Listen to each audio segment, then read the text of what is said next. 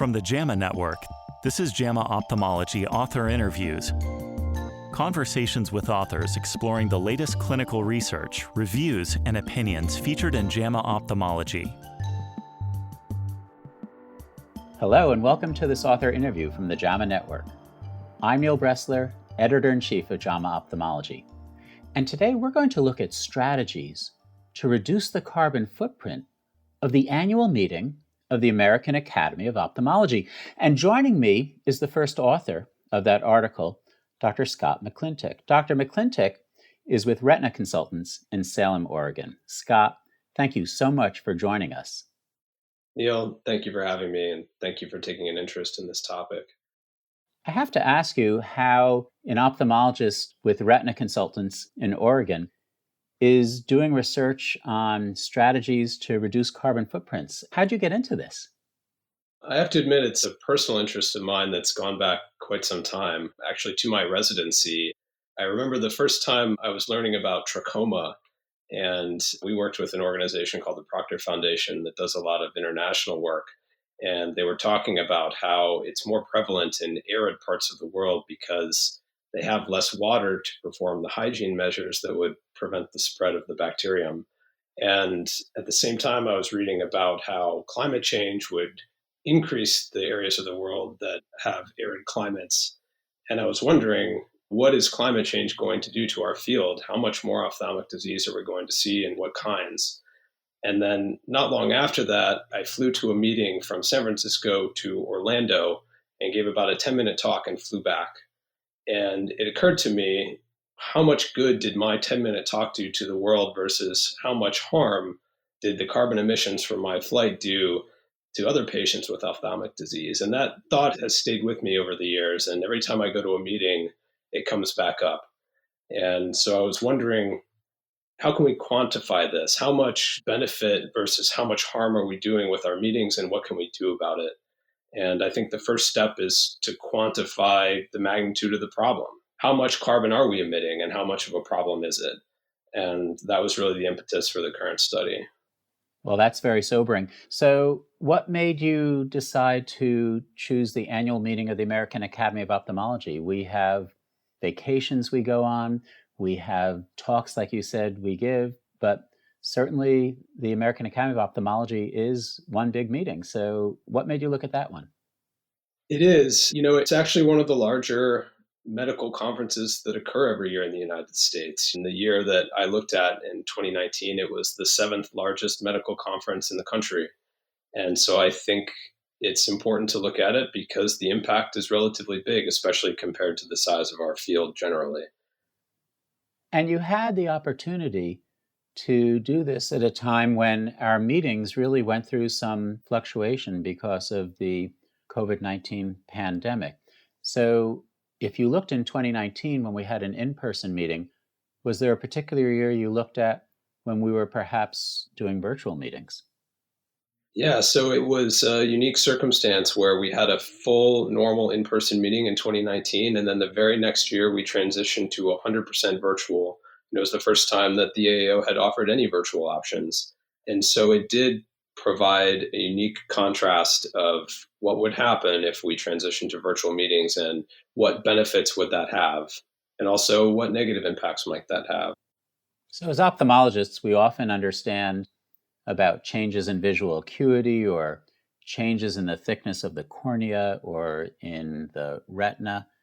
How do you go about evaluating carbon footprints of an annual meeting, such as the AAO annual meeting? Well, it's a process, and it involves some assumptions and some math.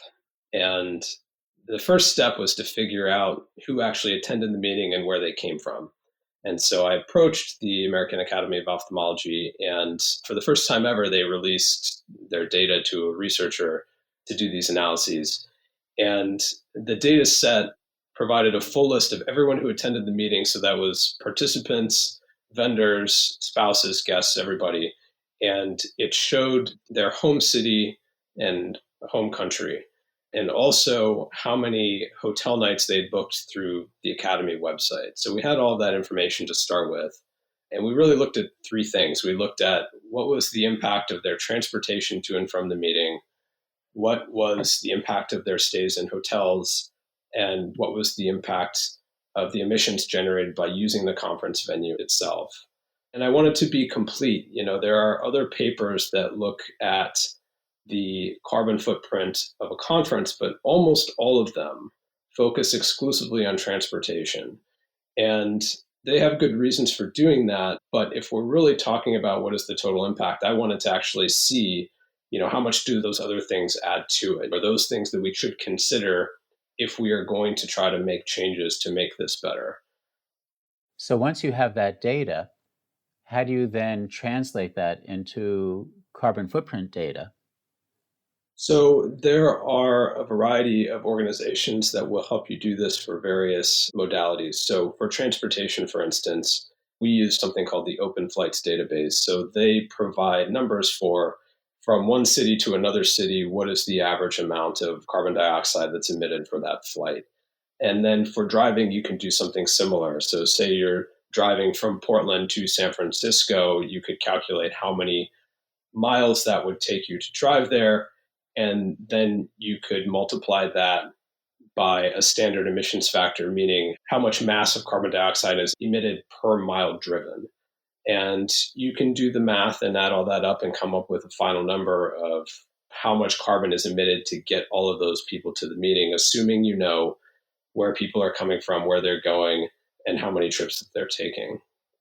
So what'd you find? What was the carbon footprint in 2019? And could you make estimates for the virtual meeting in 2020 to compare it to?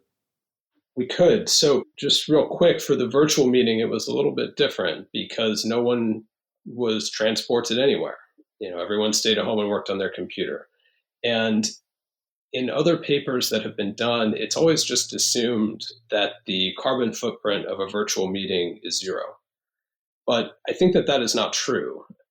There are plenty of reports on the carbon footprint of, say, Bitcoin mining, where people run these big servers to try to generate the Bitcoins. And that does have an impact because it takes electricity to run servers, it takes electricity to pass data. And so we looked at, for the virtual meeting, computer usage during the meeting, the network transfer, and also the use of servers by the webinar company, such as Zoom or something equivalent to that.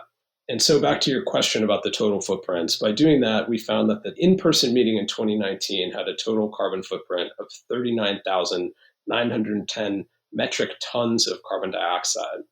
And almost 98% of that was due to transportation, 2% to accommodations, and less than 1% to the conference venue itself. And then for the virtual meeting, the total carbon footprint was 38.6 metric tons. And most of that was from the computer and the network and then servers. So if you compare those two numbers, they're very disproportionate. And in fact, the in-person meeting had a 1,000 times greater amount of emissions compared to the virtual meeting. And I want to say those numbers are slightly misleading because, as you mentioned about the COVID-19 pandemic, the attendance to the virtual meeting in 2020 was lower than in previous years to the in-person meetings. And we didn't want to make it seem artificially lower because of that. So if you go back and you adjust for attendance, it does make it a little bit higher, but it's still more than 500 times greater than the in-person meeting. So the difference is significant. Quite a difference indeed. So what are the limitations to this sort of a study? I think when we do trials evaluating visual acuity, a limitation might be, oh, you didn't refract the patient, or you didn't use a standardized visual acuity chart. What are some of the limitations here that we should be aware of when looking at those numbers, which you cannot argue are wildly different, from virtual versus in person? Yeah, and there were certainly limitations, and we were aware of them as we went through this process. We had to make assumptions. We had a good data set about people who attended the meeting, but we did not have all of the data about their travel to the meeting or how much time they spent there, or which hotel they stayed in, especially in cases where they booked their hotel outside of the AAO. So the validity of our data is dependent on some of the assumptions. Now, we took care to try to make reasonable assumptions, and we explained those where we could in the paper. We tried to keep them conservative. We usually erred on the lower side when we were faced with a different decision. And we did not include anything that would have occurred anyway if the meeting didn't happen. So say, meals. You have to eat whether you're at a meeting or not. And so we didn't include that in part of the footprint calculation. But things like how many days each person spent at the meeting, we didn't have that data. And so we had to make an assumption, and we assumed that everyone would stay at the meeting for 4 days on average. And that was probably not entirely accurate. And then the conversion factors that we mentioned. So when you have an activity, so a mile that you drive in the car, how much carbon dioxide is emitted from that activity, there's a general number that's provided in that situation by the Environmental Protection Agency, but that number is also an average. If you drive a Prius versus you drive a Land Rover, the amount of carbon you emit per mile is going to change. And so some of that does vary based on the actual circumstances, and there's just no way to know that unless you collect that data up front.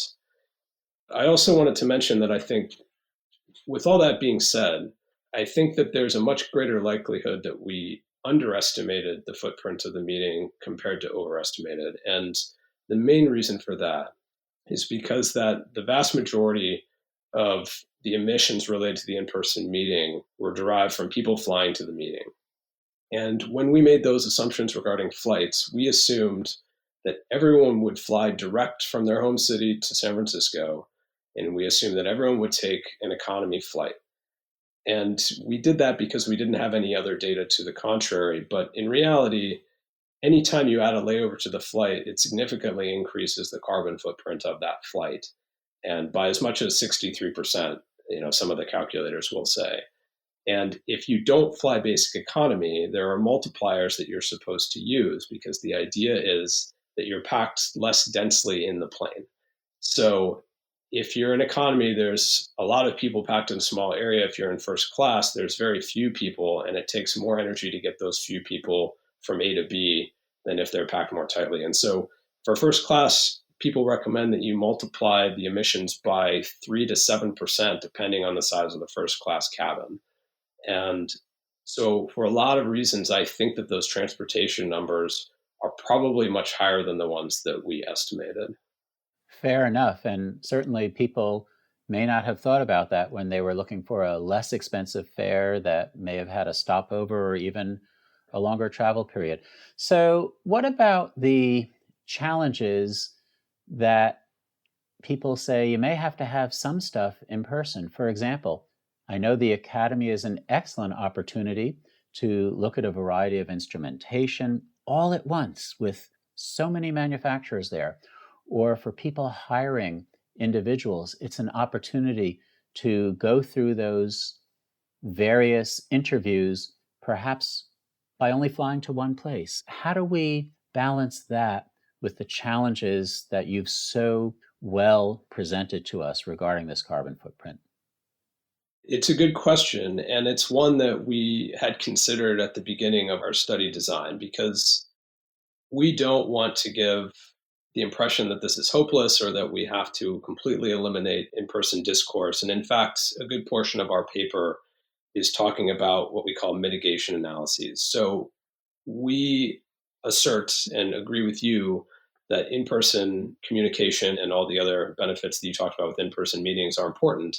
And so the question then is, knowing that we want to preserve those things, what other measures can be taken to lower the impact of the meeting?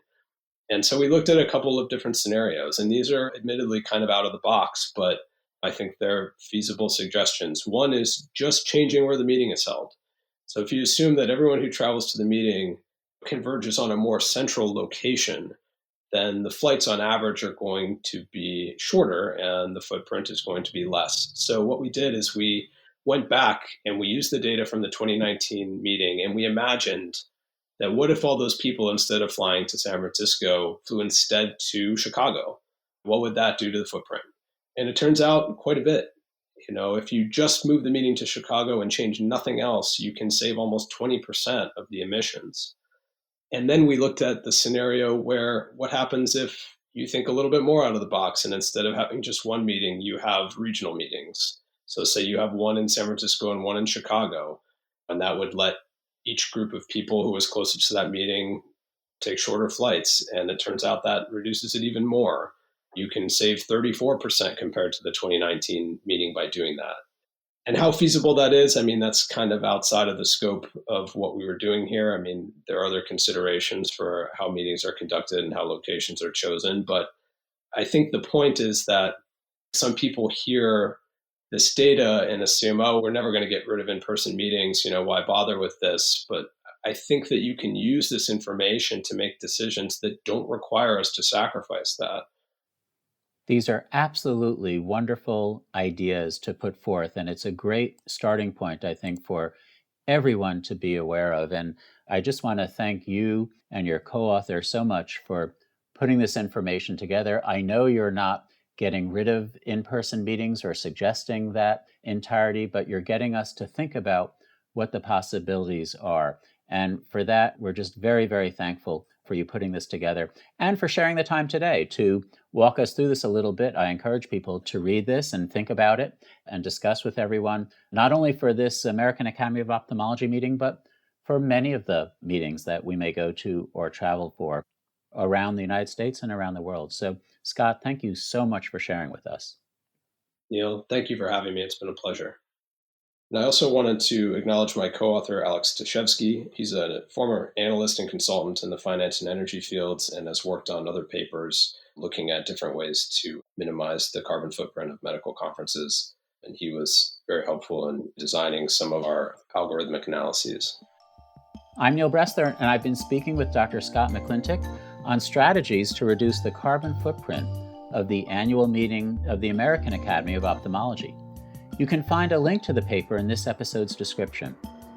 Thank you for listening to this JAMA Ophthalmology podcast. This episode was produced by Daniel Musisi at the JAMA Network. To follow this and other JAMA Network podcasts, please visit us online at jamanetworkaudio.com. And thanks for listening.